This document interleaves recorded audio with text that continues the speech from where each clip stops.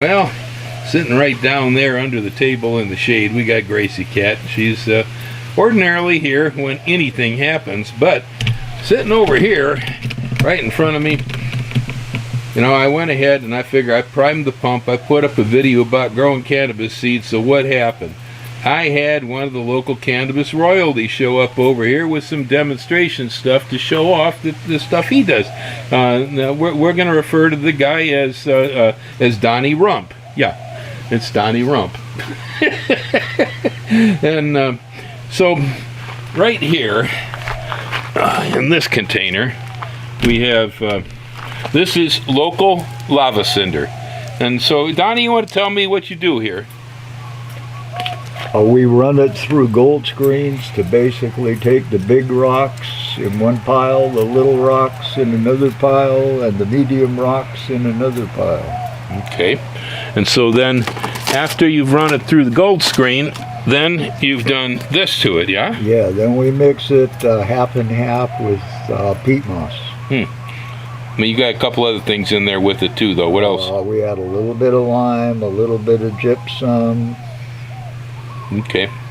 Okay, and so this material here, not only good as a general grow medium, but you use this for sprouting most of your homegrown seed? This way, after it's screened, we screen the peat too, and it goes into the plug trays better. Okay, and so... we also screen the Pro Mix. Oh, okay, okay. Well then, here though, we got something else. What do you got here? These are Jiffy Jumbo peat pellets. And now, why would a guy want to use something like that?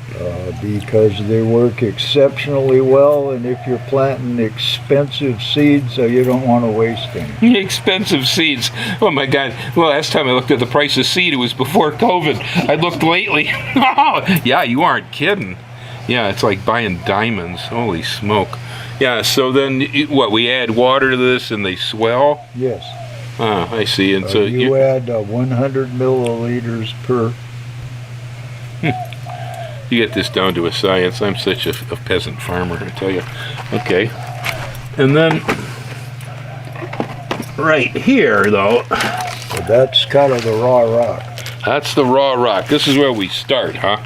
And I see that it's got all kind of colors, sparklies here and stuff, reflecting light in the sun. What do you figure all that is? Is that just psychedelic iridescence or what? Well, it contains 3% titanium. Contains maybe 8 to 10% iron and 48% silica. Well, there you go. And all of those are used by the plant, right? Yes. And so when that's... maybe not the titanium, but it's there. And so when you get done screening, then you got what? Big rocks like that. Then you got these here medium rocks. Do you use them for anything? Those are for the 4-inch to gallon pots. Yeah, okay. So you're using that as aeration in with your peat, yeah? Yeah, that adds oxygen. All the oxygen you can add to a cannabis substrate, the better off you are. Well, for sure, if you're using peat moss, as you recommended, and I use it too, I like it a lot because it is a single extraction virgin material. A lot of the stuff you buy these days, it's municipal compost, and you're getting bag soils and stuff, you know. And man, I don't like what they throw in the garbage, to be honest with you. When you're working with sphagnum peat, you're getting one type of material, and that's very good. It's also, tends to be sterile. During the Civil War, they used the Native American method with this as wound dressings when they ran out of gauze and stuff, you know. And it was also, for Native Americans, this was your original disposable diaper. Too, the kids, they used it on children, you know. It's a very... Well, yeah, there's a reason over in the Netherlands why the Westlands was built on a peat bog, where it's wall-to-wall greenhouses for miles. Because it's peat. yeah, we had those in Wisconsin too, places where the miles of peat bogs. The family farm was next door to what was about 220 acres of continuous tiled and drained peat, and they grew herbs on it. Mint. Yeah, you should be around in October when the guy went and processed it into mint oil. The entire valley smelled like toothpaste. So back here, though, you got something that is really strange there, Mr. Rump. What is this? Freak show. Freak show? Okay, what's that mean? Freak show. There was a guy named Shapeshifter who basically spent 40 years developing these genetics that they call the freak shows. And so it is very non-cannabis looking cannabis. No, it looks more like a marigold leaf or a fern. Yeah, it's parsley or something else.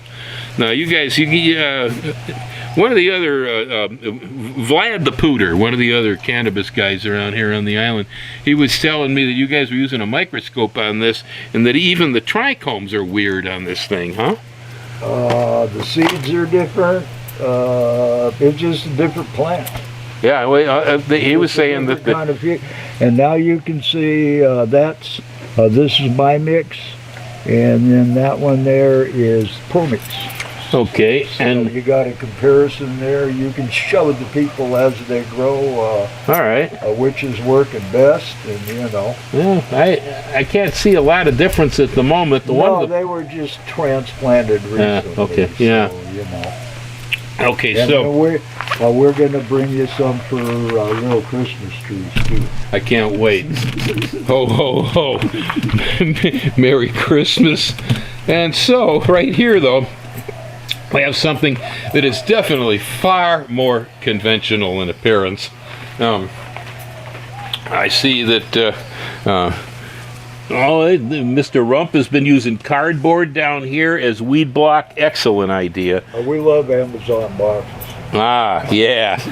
I tell you, me too. I use them out in the garden for sheet compost.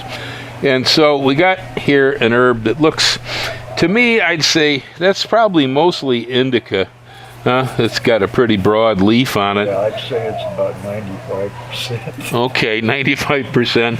Maybe even more. And this is one of your babies, huh? Yeah, this is Northern Lights #1 times LA Kush Cake. The seed was grown by a friend of mine, Todd McCormick, in California, and AG Seed Company.com. AG Seed Co. All right, well, yeah.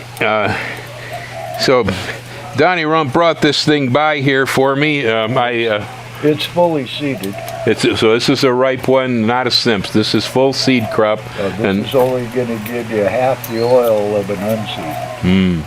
And so my deal there is that this is my plant, I guess. It's come over for the demonstration, but I have to give Mr. Rump back half the seeds for his collection, so that's just fine. We'll screen him out of there. But yeah, well, let's come on in here for a closer look. Oh yeah, it looks pretty tasty. And so this has been growing outdoors, yeah? Yes. Oh, good. I'm so happy to hear that. Hawaiian sunshine. Oh man, yeah. I tell you, you really can't reproduce that indoors. Not really.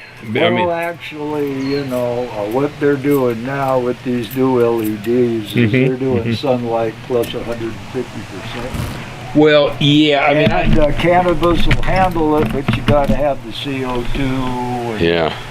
You got to dial it in. It's like dialing in an overpowered Ferrari.